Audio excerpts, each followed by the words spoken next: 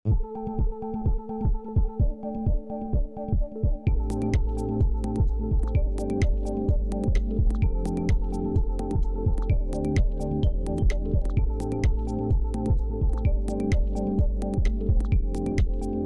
adalah sidang yang sangat menarik, menyedot perhatian masyarakat banyak. Saya dulu pernah seperti ini juga sidang, yaitu lawan Jessica Iskandar, ya, ya kan?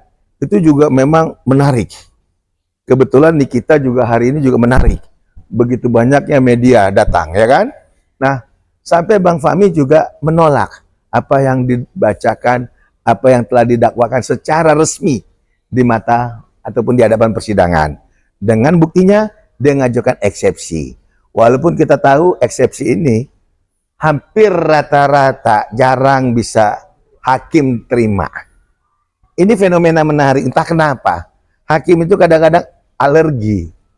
Ya, hakim ini kadang-kadang alergi kalau pengacara itu, padahal pengacara itu kan panggungnya pada saat persidangan. Artinya untuk membela suatu keadilan klien, disitulah peranan seorang pengacara.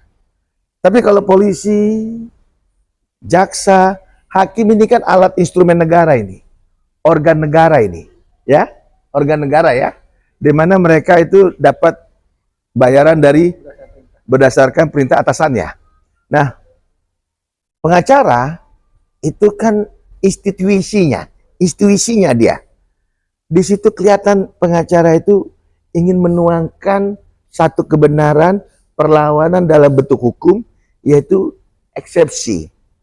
Pasti seorang pengacara membuat eksepsi itu dengan alasan-alasan hukum dan punya keyakinan bahwa kliennya itu tidak bersalah, terutama Bang Fahmi kepada Nikita Mirzani. Cuman kadang-kadang eksepsi ini hampir bisa dikatakan jarang sekali, 1:1000 diterima sama hakim.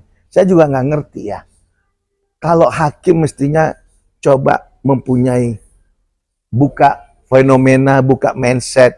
Kalau memang faktanya demikian, ada bantah-bantahan dan dianggap adanya suatu ketidakpasan antara pasal yang digunakan di polisi sampai BAPD jaksa dan berubah menjadi semacam dakwaan, surat dakwaan.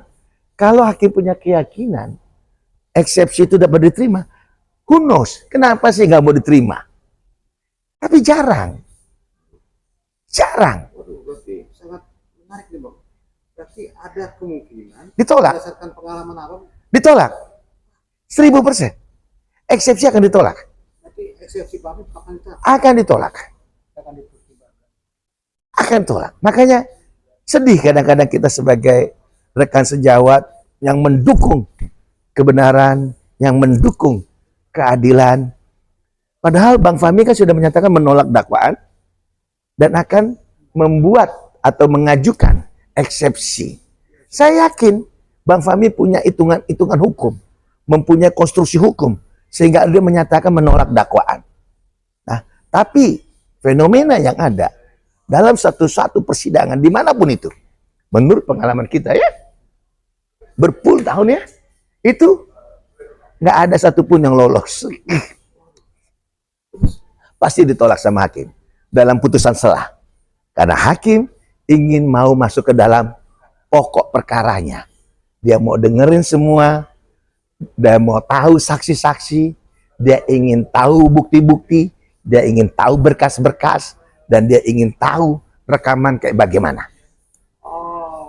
Padahal harusnya kalau hakim mempunyai keyakinan, karena hakim nggak bisa diintervensi, nggak bisa digugat. Kalau dia punya keyakinan, nggak usah panjang. Putusan setelah diterima, sudah deh, selesai. Nih kita bebas. Asal ada keyakinan hakim. Tapi 1000 kasus satu pun nggak ada eksepsi diterima dalam putusan selah. Sangat ironis. Ini bukannya ramal-ramal tapi memang berdasarkan. Ini bukan ramal. Kita ini advokat, bukan alpokat. Ini kadang-kadang ada orang nggak jelas advokat dengan advokat. Jadi, ini menarik bang ini.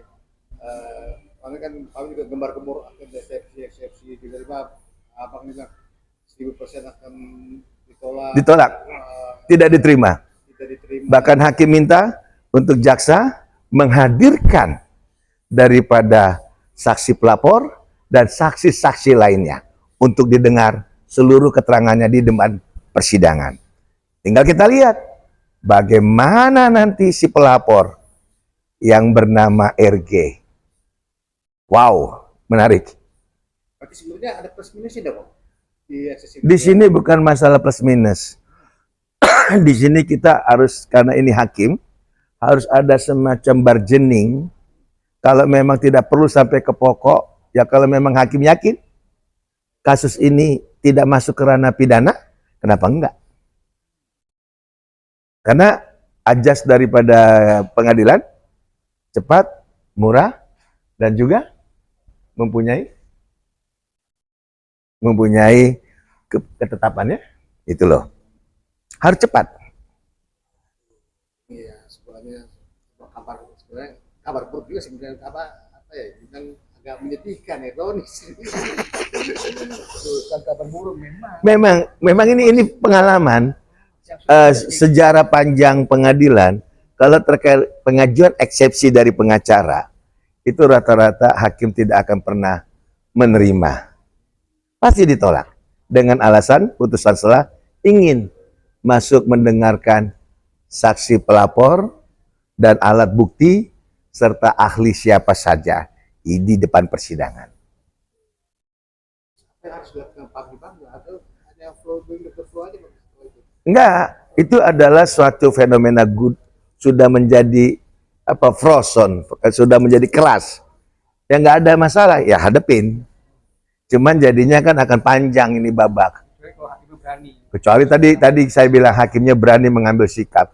Dulu kan ada orang bahwa apa sih pra-peradilan kan gitu, tapi ada hakim yang hebat, ya itu bisa memutuskan pra-peradilan untuk membebaskan seorang, kok nggak salah Pak BG, Pak Budi Gunawan ya, Budi Gunawan untuk bebas, itu luar biasa. Pasti ditolak.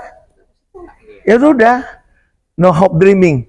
Jangan berharap mimpi itu make it true. It's not happen.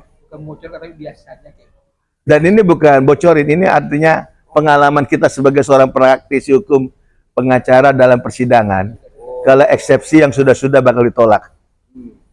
Tapi bukannya berarti abang dukung kan? Saya dukung Nikita Mirzani.